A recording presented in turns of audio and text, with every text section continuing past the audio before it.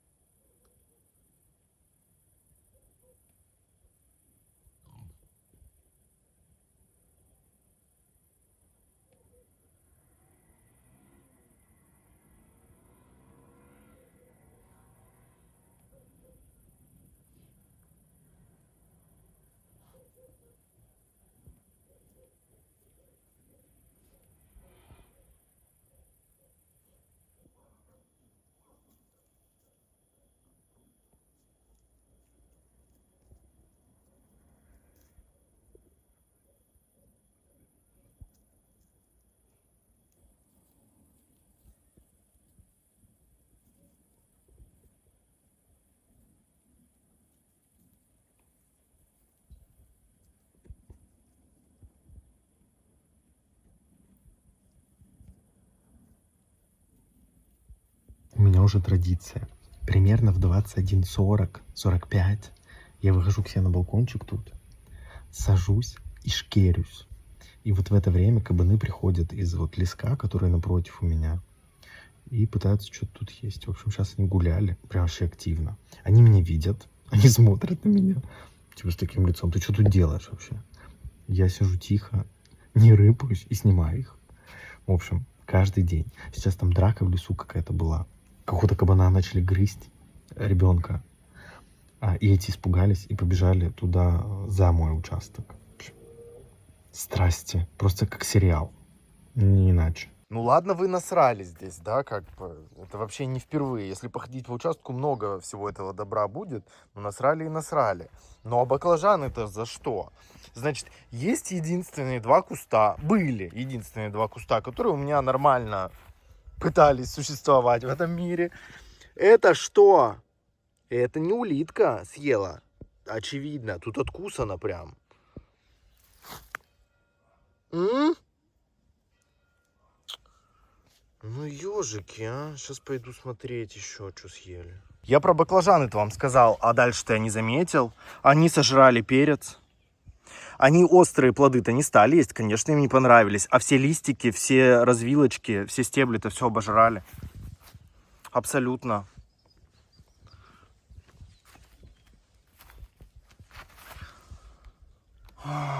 Ёперный театр. Вообще все съели.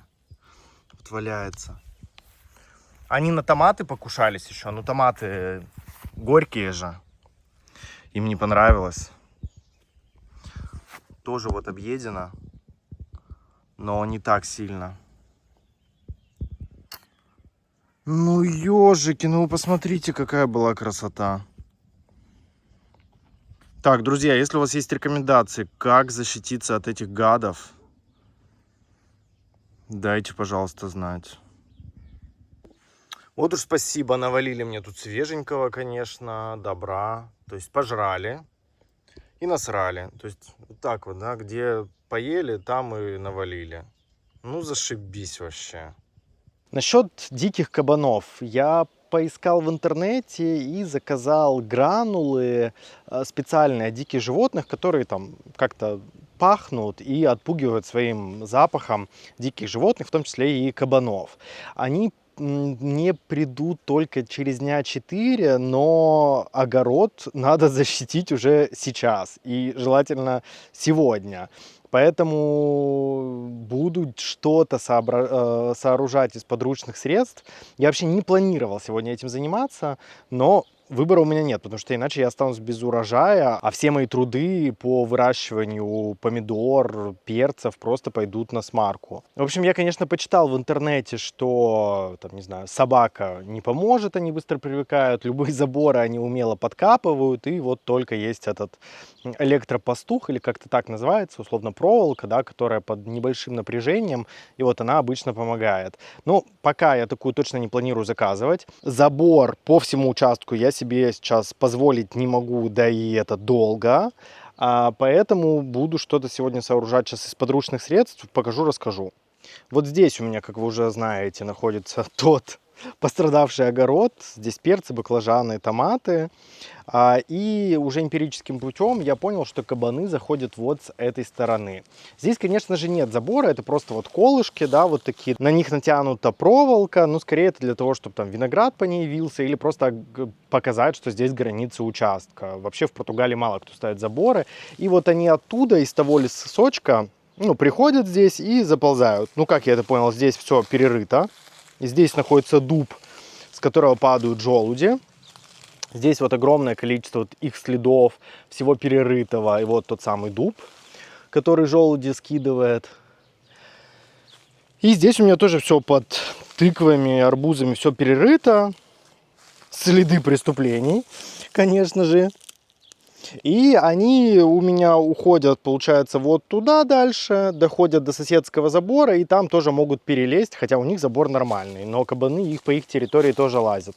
А еще, собственно, и обратно они выбегают тоже вот туда. Сейчас пойду искать на участке какие-нибудь стройматериалы, чтобы хоть как-то что-то здесь соорудить. Я вспомнил, что у меня есть вот такой вот профлист, он остался от прошлых владельцев. И я сначала думал, что его 3 штуки и распилить напополам, и хотя бы нижнюю часть как бы забора сделать, чтобы они не подлазили. А потом подошел, посчитал, тут их 5 штук. Супер, мне должно хватить хотя бы сделать одну часть.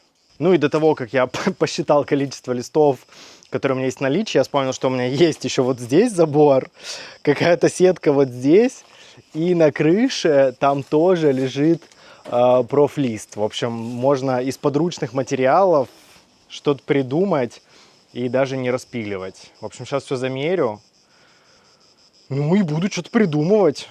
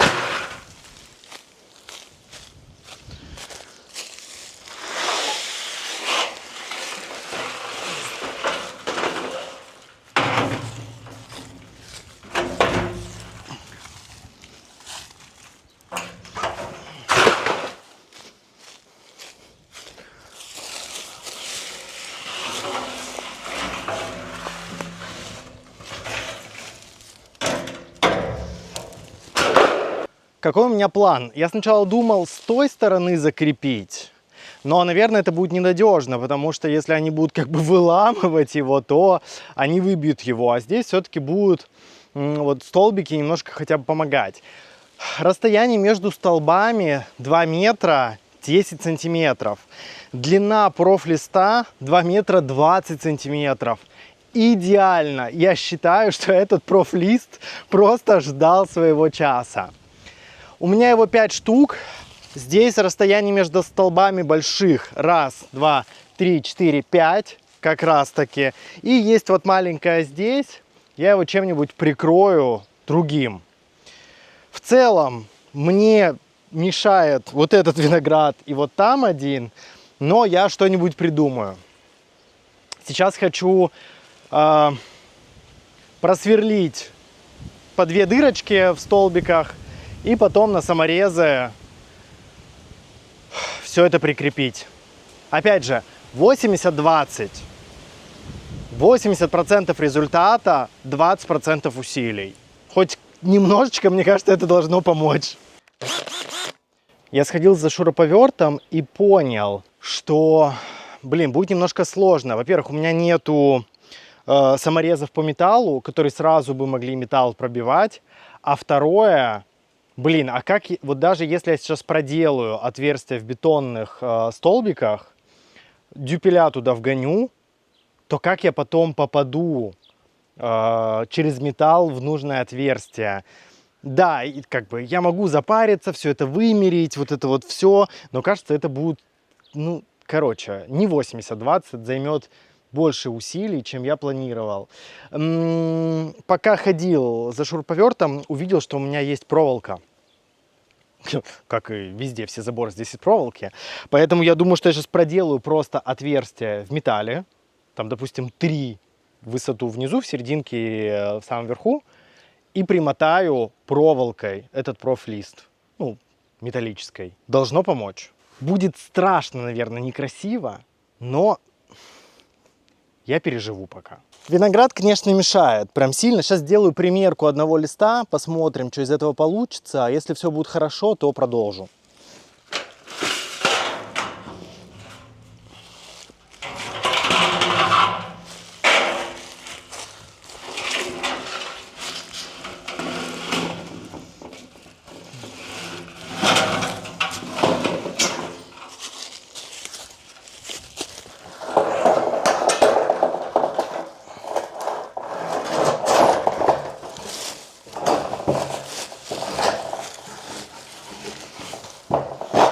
Так, в целом супер.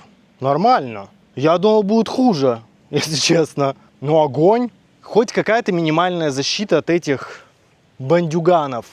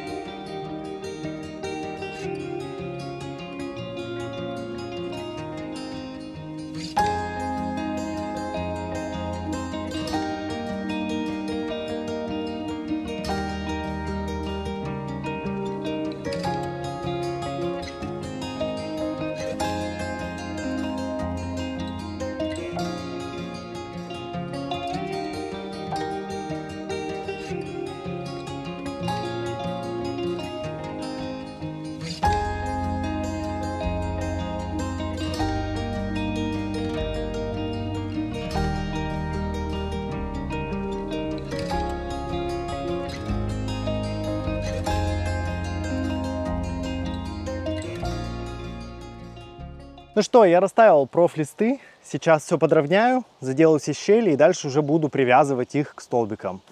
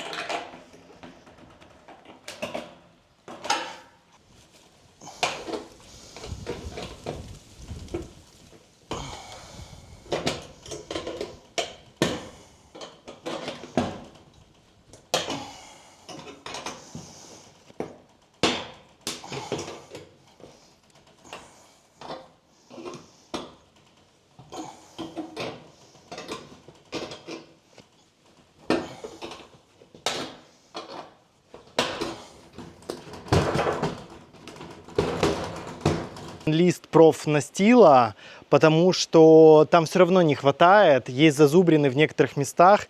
Мне бы его по-хорошему распилить на 2 части, но не хочется портить его, потому что его длина достаточно хорошая. Я возьму его, сделаю там внахлёст и найду сейчас еще один какой-нибудь кусочек. Мне нужно вот примерно вот столько перекрыть щель. Надеюсь, он вообще снимается, потому что я просто увидел, что он лежит здесь.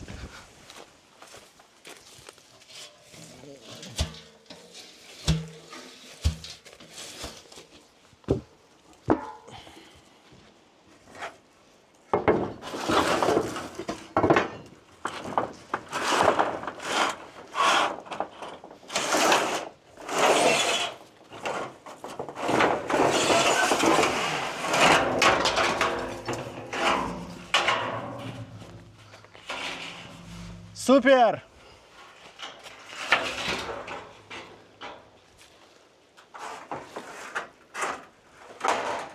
Сейчас еще что-нибудь найду.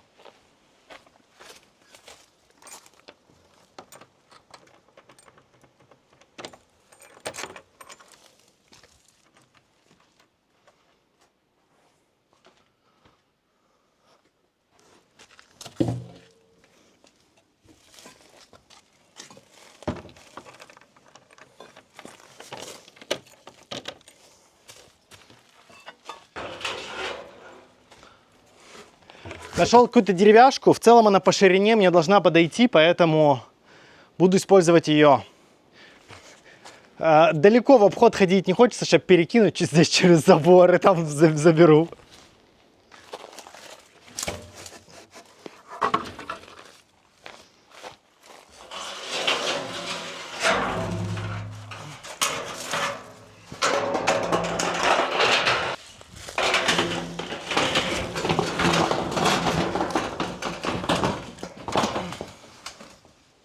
Ну, вроде должно быть нормально.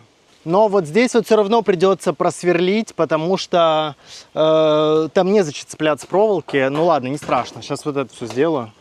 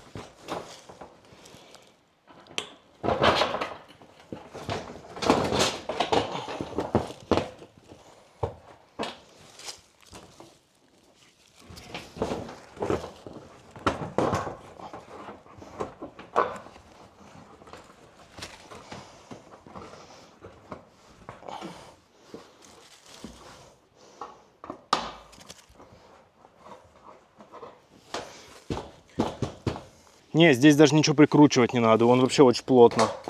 Я даже его отделить не могу, потому что здесь, видимо, прогиб идет. Вот прям хорошо. Я сейчас просто сюда положу камней и супер. Пока вот так вот получается.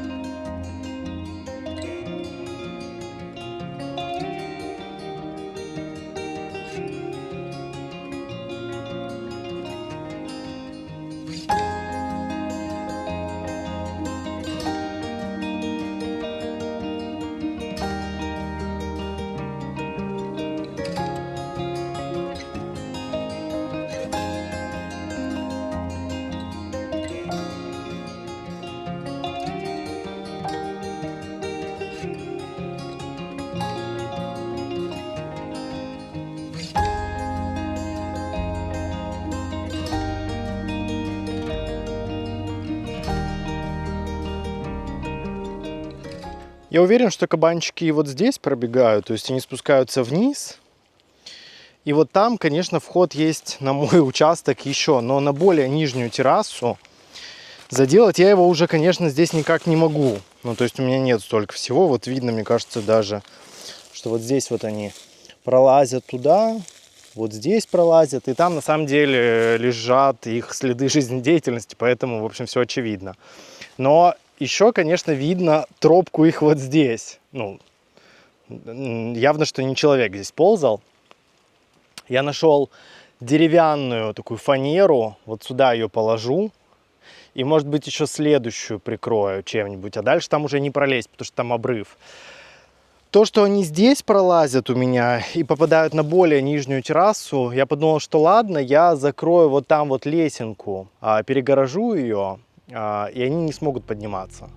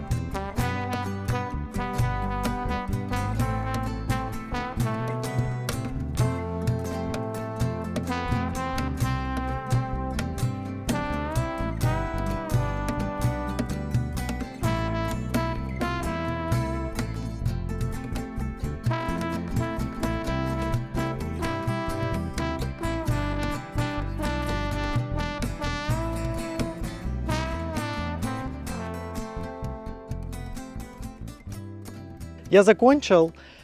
Конечно, выглядит это страшно. Я все прекрасно понимаю. И результатом я не могу сказать, что прям доволен, но это лучше, чем ничего не делать. Да, давайте так. Я хотя бы попытался. Соорудил из подручных средств хоть какой-то барьер для этих невоспитанных свиней, назовем их так, которые гадят где попало и жрут то, что не прошено. Я сделал вот такой угол из профнастила и подручных средств. Это то, где нет перепада высот, и кабаны могли спокойно проходить без каких-либо препятствий. Понятно, что ниже есть еще миллион мест, где они могут зайти. К сожалению, с этим я пока ничего не могу поделать. В дальнейшем буду тестировать разные средства, в том числе, видимо, и забор. Посмотрим, поможет это или нет. Мне кажется, что хотя бы на процентов 20 это должно создать им какое-то препятствие. Вот. В любом случае, как только приедет средство, везде его рассыплю. Еще думаю обработать растения всякими пахнущими веществами, в том числе специи посыпать вокруг, потому что мне подсказали, что это может помочь хотя бы немножко отпугнуть кабанов. Я посмотрел, какой забор у соседей. У соседей на самом деле это даже не забор, а такая достаточно интересная сетка металлическая, с очень мелкой фракцией, через которую, видимо, они не могут пройти. Я нашел несколько подкопов под сеткой, где они пытались подкопать, но я хочу сказать, что подкоп небольшой, и вряд ли бы они все-таки там пролезли. Возможно, они пытались, но не получилось. Но хочу сказать, что к соседям есть другие способы, как зайти.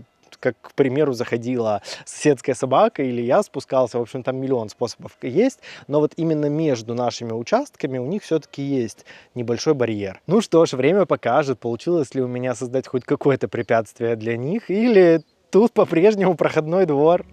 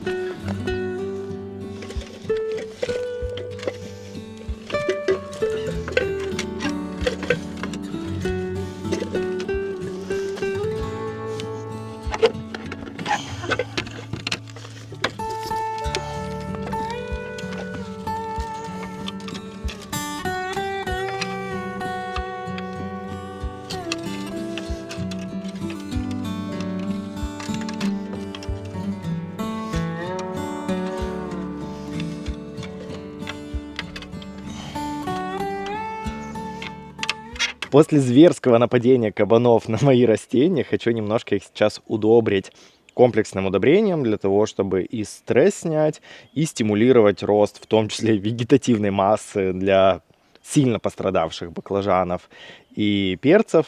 Думаю, что это им поможет. Хочу сегодня, сделать небольшой эксперимент. Обычно я провожу обработки удобрениями либо по листу, хожу с опрыскивателем, либо, поливаю. Сегодня же хочу развести удобрения вот в 2 таких 25-литровых ведрах, опустить туда погружной насос мой портативный, вот такой вот, и подключить его к капельному поливу, и пусть минут, 10 потихонечку по влажной уже почве удобрения поступают каждому растению. Мне кажется, должно получиться идеально. Меня спрашивали в комментариях, что это за насос. Это обычные вот погружные насосы для бочек, используются автоматически, это от компании Bosch.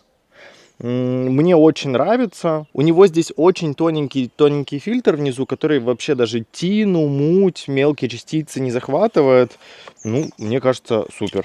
Если у вас техника именно садовая или строительная от компании Bosch, которая работает на аккумуляторах, здесь у них единый комплект аккумуляторов, который подходит к этому насосу. Собственно, вот такой чехольчик открывается. Туда вставляется аккумулятор, закрывается от влаги. Можно повесить на бочку, на резервуар, куда угодно, опустить сам насос в воду, и вот к такому переходнику уже непосредственно подключить шланг и вести его к вашим растениям. Удобно?